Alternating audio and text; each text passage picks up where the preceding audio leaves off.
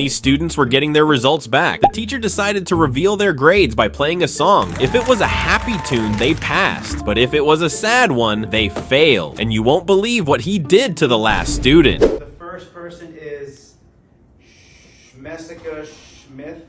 Are you here? Yeah.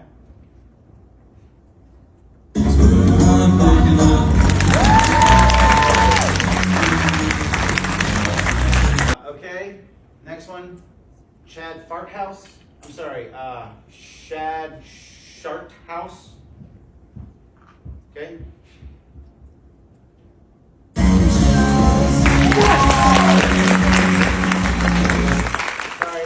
It was clear. This is a song about a man who ruined a perfectly good relationship because of his jealousy.